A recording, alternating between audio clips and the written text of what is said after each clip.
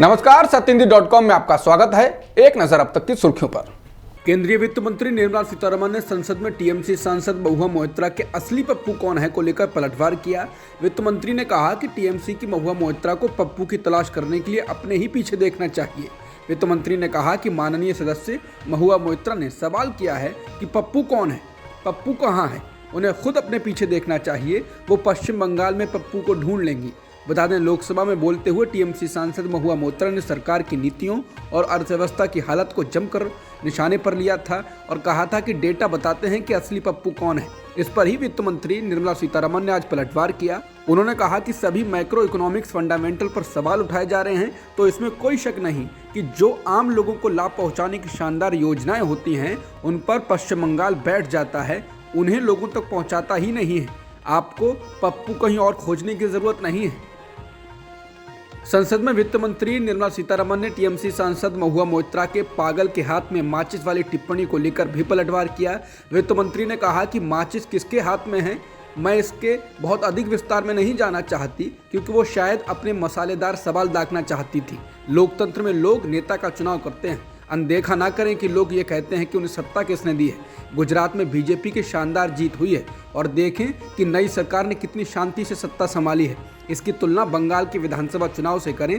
सवाल ये है कि वहाँ माचिस का इस्तेमाल कैसे और किसके द्वारा किया गया। जब माचिस हमारे हाथ में थी, हमने उज्ज्वला, पीएम किसान योजना, स्वच्छ भारत अभियान दिया। आपके हाथों में आई माचिस ने हमारे यानी कि बीजेपी कार्यकर्ताओं को लूटा, बलात्कार किया। बता दें, महुआ मोइत्रा ने कहा था कि सवाल ये नहीं है कि बस्तियां किसने जलाई, सवाल ये है कि पागल के हाथ में माचिस किसने दी। ये वो सवाल है जिसका जवाब भारत जानता है। इसके साथ ही महुआ ने हाल के चुनाव में बीजेपी के सिर्फ गुजरात में जीतने को लेकर भी तंज कसा था और कहा था कि आपको लगता है कि आप देश को डरा पाएंगे, बार बार चुनाव जीतते चले जाएंगे, लेकिन ऐसा हो नहीं पा रहा है। आपने अभी 3 राज्यों में चुनाव लड़ा, पूरी ताकत लगाई, आपने जीता सिर्फ एक राज्य। सत्ताधारी पार्टी के अध्यक्ष अपना गृह राज्य तक नहीं बचा सके, अब पप्पू कौन है। तवांग में भारत और चीन के सैनिकों के बीच हुई झड़प के मुद्दे को विपक्ष ने बुधवार को जोर शोर से संसद के दोनों सदनों में उठाया। राज्यसभा में कांग्रेस सांसद प्रमोद तिवारी ने भी मांग की कि इस मुद्दे पर विस्तार से चर्चा की जाए। कांग्रेस अध्यक्ष मल्लिकार्जुन खड़गे ने कहा कि कल उन्होंने इस संबंध में प्रस्ताव रखा था कि वो इस पर विस्तृत चर्चा चाहते हैं, क्योंकि रक्षा मंत्री राजनाथ सिंह ने अपने संबोधन में कोई जानकारियां नहीं दी हैं। खड़गे ने कहा कि अगर सरकार इस मुद्दे पर चर्चा नहीं कराती है तो सदन में बैठने का कोई मतलब नहीं। उन्होंने कहा कि उनकी पार्टी सेना के साथ खड़ी है। हंगामा बढ़ने के बाद विपक्षी सांसदों ने राज्यसभा से वॉकआउट कर दिया। तवांग के मुद्दे पर संसद के शीत सत्र में लगातार हंगामा होने के आसार हैं। लोकसभा में भी कांग्रेस सांसदों ने सदन से वॉकआउट कर दिया। कांग्रेस सांसदों का नेतृत्व सोनिया गांधी और अधीर रंजन चौधरी ने किया। भारत और चीनी सैनिकों के बीच अरुणाचल प्रदेश के तवांग में झड़प को लेकर सरकार के द्वारा संसद में चर्चा न करने को लेकर कांग्रेस सांसद शशि थरूर ने कहा कि साल 1962 में हुई चीन और भारत के बीच जंग के दौरान जवाहरलाल नेहरू ने सदन में चर्चा की थी और सदन को चलने दिया था, लेकिन आखिर मोदी सरकार इस मुद्दे पर चर्चा क्यों नहीं करना चाहती है। उन्होंने कहा, हम इस पर चर्चा चाहते हैं। यहाँ तक कि 1962 के युद्ध के दौरान तत्कालीन प्रधानमंत्री नेहरू जी ने संसद में चर्चा की और सदन चलने दिया। उस दौरान वो सबकी सुनने को तैयार थे। थरूर ने कहा कि उस समय लगभग 100 सांसदों ने अपनी बात रखी और उसके हिसाब से फैसला किया गया था। भारत और चीन के सैनिकों के बीच अरुणाचल प्रदेश के तवांग सेक्टर में हुई झड़प के मामले में अमेरिका ने भी बयान जारी किया है। अमेरिका ने कहा है कि वो हालात पर पैनी नजर रख रहा है। अमेरिका की ओर से भारत के द्वारा तनाव कम करने के भारत के प्रयासों का पूरा समर्थन करने की बात भी कही गई। इस झड़प को लेकर भारत में विपक्ष जहां मोदी सरकार पर हमलावर है, वहीं सरकार ने भी संसद में बयान जारी किया है। सरकार ने कहा है कि चीनी सैनिकों ने 9 दिसंबर को यांगत्से इलाके में एलएसी पर अतिक्रमण कर यथास्थिति को एक तरफा बदलने की कोशिश की, लेकिन हमारी सेना ने इसका दृढ़ता और बहादुरी से सामना किया। मंगलवार को प्रेस ब्रीफिंग के दौरान व्हाइट हाउस की प्रेस सचिव काराइन जीन पियरे ने कहा कि ये अच्छी बात है कि दोनों ही देशों ने झड़प के बाद तेजी से खुद को अलग कर लिया। हम हालात पर पैनी नजर रख रहे हैं और भारत और चीन से सीमा विवाद के मुद्दे पर द्विपक्षीय चर्चा करने की अपील करते हैं। जबकि अमेरिकी रक्षा विभाग के मुख्यालय पेंटागन के प्रेस सचिव पैट राइडर ने कहा है कि अमेरिका ने इस बात को देखा है कि चीन एलएसी के क्षेत्र में सेना की तैनाती के साथ ही सैन्य ढांचे का भी निर्माण कर रहा है। पश्चिम बंगाल पुलिस और सीबीआई में फिर तनातनी शुरू हो गई है। पिछले दिनों जब सीबीआई ने बंगाल के अधिकारियों और टीएमसी नेताओं के खिलाफ अलग अलग मामले दर्ज किए थे तो उस समय भी तनातनी बढ़ गई थी। ताजा मामला थोड़ा गंभीर है। बीरभूम हिंसा मामले में गिरफ्तार मुख्य आरोपी ललन शेख की कथित तौर पर सीबीआई हिरासत में आत्महत्या के बाद बंगाल पुलिस ने केंद्रीय जांच एजेंसी सीबीआई के अधिकारियों के खिलाफ हत्या का मामला दर्ज किया है। बता दें, बीरभूम जिले के बोगतुई गांव में जनवरी 2022 में हुई हिंसा के मुख्य आरोपियों में से एक ललन शेख की सोमवार 12 दिसंबर को कथित तौर पर सीबीआई हिरासत में मौत हो गई थी। सीबीआई का कहना है कि उसने खुदकुशी की। पुलिस ने जो एफआईआर दर्ज की है उसमें सीबीआई के वरिष्ठ अधिकारियों के नाम हैं। सूत्रों का कहना है कि सीबीआई कलकत्ता हाईकोर्ट में इस एफआईआर को चुनौती देगी। हालांकि बंगाल पुलिस ने ललन शेख के परिवार द्वारा की गई शिकायत के बाद एफआईआर दर्ज की है। कांग्रेस के द्वारा निकाली जा रही भारत जोड़ो यात्रा में बुधवार को आरबीआई के पूर्व गवर्नर रघुराम राजन भी शामिल हुए। भारत जोड़ो यात्रा इन दिनों राजस्थान में चल रही है। ये यात्रा तमिलनाडु, केरल, कर्नाटक, आंध्र प्रदेश, तेलंगाना, महाराष्ट्र, मध्य प्रदेश का सफर तय करते हुए राजस्थान पहुंची है। भारत जोड़ो यात्रा कुल 3570 किलोमीटर की है। इस यात्रा को 3 महीने पूरे हो चुके हैं। रघुराम राजन कुछ देर के लिए राजस्थान के सवाई माधोपुर के भाडोती इलाके से गुजर रही इस यात्रा में शामिल हुए। इस दौरान राजस्थान के मुख्यमंत्री अशोक गहलोत, प्रदेश कांग्रेस अध्यक्ष गोविंद सिंह डोटासरा, पूर्व deputy CM Sachin Pilot, cabinet मंत्री प्रताप सिंह खाचरियावास सहित राजस्थान कांग्रेस के तमाम बड़े नेताओं ने यात्रा में शिरकत की। आरबीआई के पूर्व गवर्नर रघुराम राजन जैसे ही राहुल गांधी के साथ भारत जोड़ो यात्रा में शामिल हुए, बीजेपी ने उन पर निशाना साधना शुरू कर दिया और भारत की अर्थव्यवस्था को लेकर की जाने वाली उनकी टिप्पणियों को खारिज करने की बात कही। बीजेपी के प्रवक्ता अमित मालवीय ने ट्वीट कर कहा कि कांग्रेस के द्वारा नियुक्त आरबीआई के पूर्व गवर्नर रघुराम राजन का राहुल गांधी की भारत जोड़ो यात्रा में शामिल होना कोई हैरान करने वाली बात नहीं है। वो खुद को अगला मनमोहन सिंह मानते हैं। उन्होंने कहा कि बस इतना है कि भारत की अर्थव्यवस्था पर उनकी टिप्पणी को तिरस्कार के साथ खारिज कर दिया जाना चाहिए। वो अवसरवादी हैं। भाजपा की दिल्ली इकाई के आईटी प्रमुख पुनीत अग्रवाल ने भारतीय अर्थव्यवस्था या केंद्र की योजनाओं की आलोचना करने वाले राजन के बयानों की क्लिपिंग साझा की और लिखा, हाँ अब ये समझ में आता है रघुराम राजन। बता दें, रघुराम राजन ने साल 2016 में दोबारा गवर्नर बनने से इनकार कर दिया था। रघुराम राजन आर्थिक नीतियों को लेकर मोदी सरकार की कई बार तीखी आलोचना कर चुके हैं। रघुराम राजन ने साल 2019 में कहा था कि प्रधानमंत्री, पीएमओ और उससे जुड़े कुछ लोग ही तमाम नीतियां बनाते हैं और फैसले लेते हैं। आज केंद्रीय गृह मंत्री अमित शाह ने नई दिल्ली में कर्नाटक के मुख्यमंत्री वसुंधरा बोम्मई और महाराष्ट्र के मुख्यमंत्री एकनाथ शिंदे के साथ महाराष्ट्र कर्नाटक सीमा विवाद को लेकर चर्चा की। बैठक में महाराष्ट्र के उप मुख्यमंत्री देवेंद्र फडणवीस और कर्नाटक के गृह मंत्री आरागा ज्ञानेंद्र भी मौजूद थे। मीटिंग के बाद अमित शाह ने मीडिया से कहा कि सीमा मुद्दे पर महाराष्ट्र और कर्नाटक के बीच आज सकारात्मक माहौल में बैठक हुई। सकारात्मक दृष्टिकोण रखते हुए मुख्यमंत्रियों ने सहमति व्यक्त की है कि एक संवैधानिक तरीके से एक संकल्प पर पहुंचा जाना चाहिए। शाह ने कहा कि दोनों राज्य इस मामले को लेकर एक वरिष्ठ आईपीएस अधिकारी की अध्यक्षता में एक समिति बनाने पर सहमत हुए हैं ताकि दोनों राज्यों में संवैधानिक मानदंडों का पालन किया जा सके और कानून व्यवस्था बनी रहे ताकि बाहरी लोगों और स्थानीय लोगों को किसी तरह की परेशानी का सामना न करना पड़े। शाह ने कहा कि मामले के बारे में गलत सूचना फैलाने के लिए दोनों राज्यों के नेताओं के नाम पर कुछ फर्जी ट्विटर अकाउंट खोले गए थे। ऐसे ट्विटर खातों के खिलाफ एफआईआर दर्ज की जाएगी और इसमें शामिल लोगों को सार्वजनिक रूप से बेनकाब किया जाएगा। महाराष्ट्र और कर्नाटक के बीच चल रहे सीमा विवाद में एक अहम घटनाक्रम हुआ है। कर्नाटक में विलय का प्रस्ताव पास करने वाली 11 में से 10 ग्राम पंचायतों ने अपना प्रस्ताव रद्द कर दिया है। महाराष्ट्र सरकार की ओर से सोलापुर जिले के अक्कलकोट की 11 ग्राम पंचायतों को कारण बताओ नोटिस जारी किया गया था। नोटिस में उनसे ये पूछा गया था कि वो बताएं कि उन्होंने कर्नाटक में विलय का प्रस्ताव क्यों पास किया था, लेकिन 11 में से 10 गांवों ने राज्य सरकार को बताया है कि उन्होंने अपना प्रस्ताव रद्द कर दिया है और वो महाराष्ट्र के साथ ही रहना चाहते हैं। ये बेहद अहम घटनाक्रम केंद्रीय गृह मंत्री अमित शाह की दोनों राज्यों के मुख्यमंत्रियों के साथ बैठक से ठीक पहले हुआ है। आम आदमी पार्टी और बृहन्मुंबई महानगर पालिका यानी बीएमसी के चुनाव में जोर शोर से उतरने की तैयारी कर रही है। पार्टी की मुंबई इकाई ने कहा है कि उसने पिछले 1 महीने में 1 लाख से ज़्यादा नए सदस्यों को पार्टी से जोड़ा है। वो जोर शोर से मुंबई में सदस्यता अभियान चला रही है। आम आदमी पार्टी ने सदस्यता अभियान को मुंबई में भी केजरीवाल का नाम दिया है। बता दें, मुंबई में जल्द ही बीएमसी के चुनाव का ऐलान हो सकता है। इस बीच मुंबई बीजेपी के अध्यक्ष आशीष शेलार ने कहा है कि बीएमसी के चुनाव में उनका मुकाबला आम आदमी पार्टी से होगा।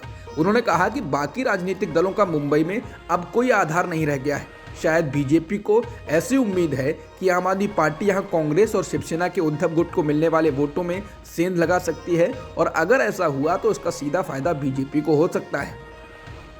महाराष्ट्र की एकनाथ शिंदे सरकार की मुश्किलें कम होने का नाम नहीं ले रही हैं। अब बृहन्मुंबई महानगर पालिका यानी बीएमसी के 94 पूर्व पार्षदों ने मुख्यमंत्री एकनाथ शिंदे को बीएमसी में कथित रूप से अनियमितताओं और भ्रष्टाचार के मुद्दे पर चिट्ठी लिखी। चिट्ठी में कहा गया है कि जब से बीएमसी का कार्यकाल खत्म हुआ है और नई सरकार आई है, तभी से बीएमसी के टेंडर और दूसरे कार्यों में पारदर्शिता नहीं बरती जा रही है और इसमें भ्रष्टाचार की बू आ रही है। पार्षदों ने चिट्ठी में लिखा है कि इससे बीएमसी के अधिकारियों का मनोबल टूट रहा है, जिस पर मुख्यमंत्री फौरन कार्रवाई करें। इस चिट्ठी के बाद एशिया की सबसे धनी महानगर पालिका बीएमसी पर पारदर्शिता को लेकर सवाल उठ रहे हैं। 3 पेज की चिट्ठी में सभी पार्टियों के पूर्व पार्षदों के दस्तखत हैं। बिहार के छपरा में जहरीली शराब से 17 लोगों के मारे जाने को लेकर आज विधानसभा में हंगामा मचा। बिहार के मुख्यमंत्री नीतीश कुमार विधानसभा के अंदर उस समय भड़क गए जब भाजपा विधायकों ने छपरा जहरीली शराब त्रासदी को लेकर उन्हें निशाना बनाने की कोशिश की। शोर शराबे के बीच मुख्यमंत्री नीतीश कुमार बेहद आक्रोशित हो गए। नीतीश कुमार विपक्षी भाजपा पर शराबी हो गए हो तुम कहकर चिल्लाए। सोशल मीडिया पर नीतीश कुमार का एक वीडियो वायरल हुआ है जिसमें उनको काफी ज्यादा गुस्से में देखा जा सकता है। भाजपा विधायकों द्वारा नारेबाजी और विरोध प्रदर्शन पर नीतीश को वीडियो में ये चिल्लाकर कहते हुए सुना जा सकता है, क्या हुआ, चुप रहो, उन्हें सदन से बाहर निकालो। उन्होंने कहा कि शराबी हो गए हो तुम। नीतीश ने कहा कि जब शराबबंदी की थी तो सब लोग इस फैसले के साथ थे। नीतीश कुमार ने विपक्ष यानी बीजेपी के सदस्यों की तरफ इशारा करते हुए उबल पड़े और कहा, तुम शराब के पक्ष में बोल रहे हो, शराबी हो क्या? आज जो कर रहे हो इसे बर्दाश्त नहीं किया जाएगा। आज साथ नहीं हो, पहले क्या बोलते थे? यूपी में जीएसटी छापों के विरोध में उतरे व्यापारियों को मनाने में यूपी सरकार और बीजेपी अब जुट गई है। आगरा, वाराणसी, अलीगढ़ समेत कई शहरों में व्यापारियों ने बाजार बंद कर रखे हैं। हालांकि यूपी के सीएम योगी आदित्यनाथ ने कल यानी मंगलवार को ही छापों पर 72 घंटों की रोक लगाई थी, जिसका जोर शोर से प्रचार भी किया गया, लेकिन व्यापारी खुश नहीं हुए। यूपी के डिप्टी सीएम केशव प्रसाद मौर्य को आज 14 दिसंबर को ट्वीट कर व्यापार कर अधिकारियों को छापे न मारने की चेतावनी देनी पड़ी। आमतौर पर सरकार किसी भी विभाग को इस तरह की चेतावनी जारी कर हतोत्साहित नहीं करती है, लेकिन व्यापारियों की नाराजगी बढ़ने पर यूपी सरकार को यही तरीका ज्यादा कारगर लगा।